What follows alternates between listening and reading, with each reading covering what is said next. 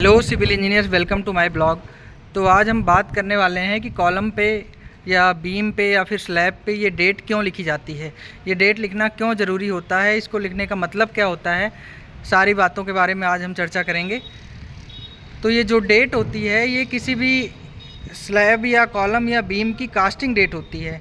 जिस दिन हम लिखते हैं हम उस सेम डे की डेट नहीं लिखते हैं, जिस दिन हमारी कास्टिंग होती है उस दिन की डेट को यहाँ पे लिखना होता है।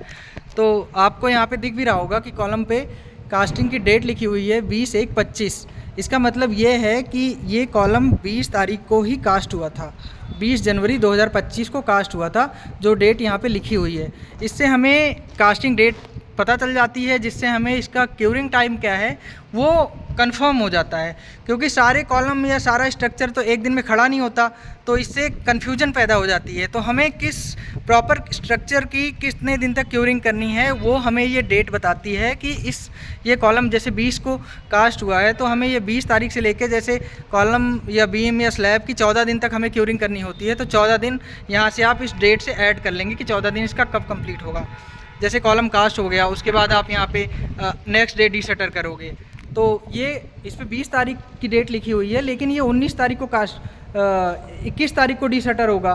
तो 21 तारीख को जब इसकी डीशटरिंग होगी तो हमें डीशटर वाले दिन की डेट नहीं लिखनी है कॉलम के, हमें उसके एक दिन पहले जिस दिन कॉलम में हमने कंक्रीट पोर किया है उस दिन की डेट हमें यहाँ पे प्रोवाइड करानी है।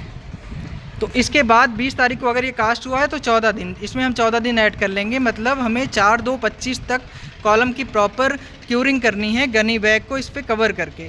सेम चीज़ हम कॉलम बीम या स्लैब हर चीज़ पे करते हैं। तो अगर प्लिंथ बीम है तो प्लिंथ बीम अलग से कास्ट होती है, तो प्लिंथ बीम पे भी अलग से डेट प्रोवाइड की जाती है। और जब अगर हम स्लैब कास्ट कर रहे हैं तो स्लैब के साथ जो स्लैब की बीम्स होती है वो तो स्लैब के साथ ही कास्ट होती है, तो फिर उस पर डेट लिखना ज़रूरी नहीं होता है, क्योंकि हमें कंफर्म होता है कि ये सेम डे किस दिन हुई है। तो स्लैब पे ही डेट लिखी जाती है, जिससे कि उसकी क्यारी बना के प्रॉपर पॉन्डिंग करके क्यूरिंग की जा सके।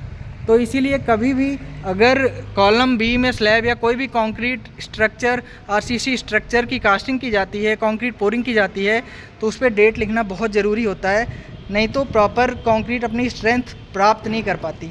इसीलिए कभी भी अगर कंक्रीट का कोई भी स्ट्रक्चर कास्ट करें तो उस पर डेट ज़रूर लिखें। यहाँ पे आप देख सकते हैं कि हर कॉलम पे डेट लिखी हुई है।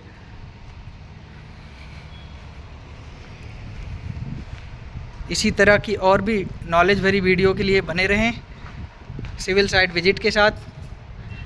Thank you for watching.